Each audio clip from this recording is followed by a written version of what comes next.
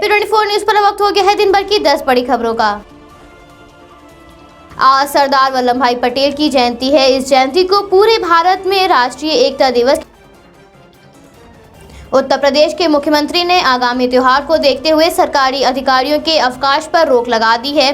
प्रदेश के मुख्य सचिव राजेंद्र कुमार तिवारी ने इससे संबंधित दिशा निर्देश जारी किए हैं, जिसके अनुसार त्योहारों के आयोजन के समय जिला अधिकारी, अन्य प्रशासनिक और पुलिस अधिकारी हर परिस्थिति के लिए तैयार रहेंगे और छुट्टी पर नहीं जाएंगे। मुख्य सचिव ने कहा कि कई जिलों में पराली जलाए जाने की घटना सामने आ रही है, जिससे वायु प्रदूषण बढ़ता है। उसे रोकने के लिए जो योजनाएं तैयार की गई हैं, उन पर अमल किया जाए। राजधानी दिल्ली में कोरोना संक्रमण के केसों में वृद्धि देखी गई है। दिल्ली में लगातार तीसरे दिन कोरोना संक्रमण के 5000 से अधिक मामले सामने आए हैं। बढ़ते हुए संक्रमण के मामलों के मद्देनजर अखिल भारतीय आयुर्विज्ञान संस्थान के निदेशक डॉक्टर रणदीप गुलेरिया ने कहा कि ये कोरोना संक्रमण की तीसरी लहर नहीं है, बल्कि दूसरी लहर तेज हो गई है। आगे उन्होंने कहा कि पिछले सप्ताह दशहरा और नवरात आदि त्योहार थे।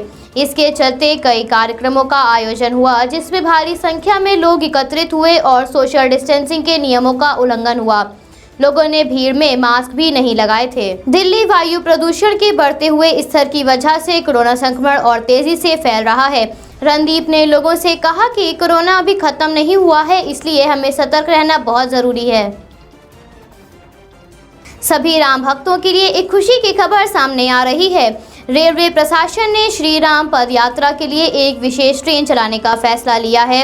ये ट्रेन 12 दिसंबर से देहरादून से रवाना होकर हरिद्वार, मेरठ, गाजियाबाद, अलीगढ़, हाथरस, टुंडला, इटावा होते हुए अयोध्या जाएगी।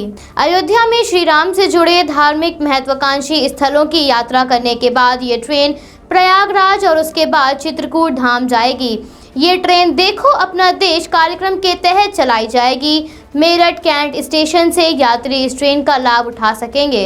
इस रूट की जानकारी रेल मंत्री पीयूष गोयल ने अपने फेसबुक अकाउंट के जरिए दी है। इसके साथ ही श्रद्धालुओं को रेलवे प्रशासन इस यात्रा के दौरान शाकाहारी भोजन, आवास और दर्शनीय स्थलों तक परिवहन की पूरी व्यवस्था कराएगा। कोरोना के बढ़ते हुए मामलों के बीच एक राहत भरी खबर सामने आ रही है। अखिल भारतीय आयुर्विज्ञान संस्थान एम्स अगले सप्ताह की शुरुआत में स्वदेशी वैक्सीन कोवैक्सीन को संस्थान की आचार समिति के सामने प्रस्तुत कर सकता है, ताकि उसके तीसरे चरण के परीक्षण को शुरू करने की अनुमति मिल सके। पूरे देश में परीक्षण आयोजित किए जाने वाले केंद्रों में दिल्ली एम्स भी सूची में शामिल है। एम्स दिल्ली के सामुदायिक चिकित्सालय विभाग के प्रोफेसर डॉक्टर संजय राय ने तीसरे चरण के परीक्षणों के लिए बनाए जा रहे प्रस्ताव की जानकारी दी और कहा कि कुछ दिनों में हमें इसके लिए संस्थान की आचार समिति को सौंप देंगे। वास्तविक नियंत्रण रेखा पर तनाव की स्थिति में भारत दिन पर दिन अपनी युद्धक शक्ति को बढ़ा रहा है। इसी कड़ी में भारतीय वायुसेना के सुकोई 30 युद्धक विमान ने शुक्रवार को DRDO द्वारा बनाए गए ब्रह्मोस सुपरसोनिक मिसाइल से बंगाल की खाड़ी स्थित जहाज को नेस्तनाबूद कर दिया। उड़ान के दौरान युद्धक विमान ने 3500 किलोमीटर की दूरी तय की। चीन से तनाव की स्थिति में ये सफल परीक्षण बहुत महत्वपूर्ण माना जा रहा है। तो वहीं दूसरी ओर भारतीय नौसेना ने अपने युद्धोपथ INS कोरा से जहाज रोधी मिसाइल का सफल परीक्षण किया। इस मिसाइल को INS प्रबल से छोड़ा गया था। वास्तविक नियंत्रण रेखा पर भारत और चीन के बीच तनातनी का माहौल बना हुआ है। ऐसे में मालाबार नौसैनिक अभ्यास का पहला चरण 3 नवंबर से 6 नवंबर को बंगाल की खाड़ी में विशाखापट्टनम तट पर किया जाएगा। पिछले सप्ताह भारत ने ऐलान किया था कि इस साल इस अभ्यास में ऑस्ट्रेलिया भी भाग लेगा, जिसके चलते चारों देश यानी कि भारत, अमेरिका, जापान और ऑस्ट्रेलिया संयुक्त नौसैनिक अभ्यास करेंगे। अधिकारियों से प्राप्त जानकारी के अनुसार नौसैनिक अभ्यास का दूसरा चरण 17 से 20 नवंबर को अरब सागर में किया जाएगा। फ्रांस के राष्ट्रपति एम्मानुएल मैक्रोन के विवादित बयान के बाद दुनिया भर में मुस्लिम समुदाय और संगठन मैक्रोन के विरोध में प्रदर्शन कर रहे हैं। कल भारत के विभिन्न राज्यों में फ्रांस के राष्ट्रपति के बयान के विरोध में प्रदर्शन किया गया, जिसमें मुंबई से लेकर मध्य प्रदेश तक लोगों ने सड़क पर उतरकर नारेबाजी की।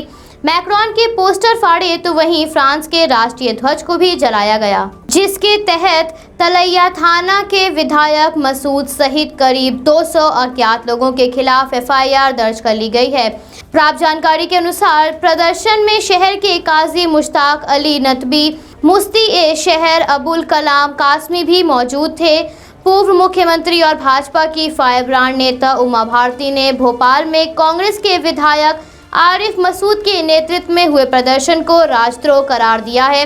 तो वहीं मध्य प्रदेश के मुख्यमंत्री शिवराज सिंह चौहान ने ट्विटर के माध्यम से कहा कि मध्य प्रदेश में शांति भंग करने वालों के विरुद्ध आईपीसी की धारा 188 के तहत कड़ी कार्रवाई की जाएगी।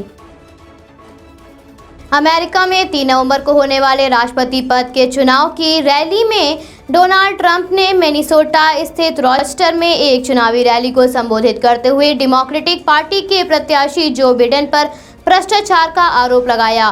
ट्रंप ने कहा, पिछले 47 सालों से बिडेन अमेरिकी नागरिकों को धोखा देते आ रहे हैं। ट्रंप ने आगे कहा कि बिडेन एक क्रोधी, सुस्त और भ्रष्ट राजनेता है जो आपकी पीठ पर छोरा घोंपेंगे और उन्हें विश्वासघात के अलावा कुछ नहीं आता। ट्रंप ने अपने संबोधन में नागरिकों से दोबारा उनको चुने जाने की अपील करते हुए कहा कि हम मिलकर अमेरिका को दुनिया का सुपर पावर देश बनाएंगे और चीन पर हमारी निर्भरता पूरी तरह से खत्म कर देंगे। आपको बता दें कि अमेरिका में बीते 24 घंटों में कोरोना के 1 लाख से अधिक मामले सामने आ चुके हैं। कल आईपीएल का 50वां मैच राजस्थान रॉयल्स और किंग्स 11 पंजाब के बीच खेला गया। कल के मैच में राजस्थान रॉयल्स के ताबड़तोड़ ऑलराउंडर बेन स्टोक्स ने जबरदस्त प्रदर्शन कर अपनी टीम को जीत दिलाई। बेन स्टोक्स ने 2 विकेट लिए और फिर 26 गेंदों पर 50 रन की बेहतरीन पारी खेलकर अपनी टीम की जीत में महत्वपूर्ण भूमिका अदा की। कल के आईपीएल मैच में मैन ऑफ द मैच भी बेन स्टोक्स रहे। बेन स्टोक्स के अलावा संजू सैमसन ने भी जबरदस्त पारी खेली। संजू सैमसन ने 3 छक्के और 4 चौकों की मदद से 25 गेंदों में 48 रन बनाए। इसके साथ ही संजू सैमसन इस सीजन में सबसे ज्यादा छक्के लगाने वाले बल्लेबाज बन गए हैं। आपको बता दें कि संजू सैमसन ने 13 मैचों में 26 छक्के लगाए हैं। Bureau report AP24 news Lucknow. Subscribe कीजिए हमारे न्यूज़ चैनल को और बेल आइकन को प्रेस करना ना भूलें ताकि हमारे नए वीडियोस का नोटिफिकेशन आपको मिलता रहे।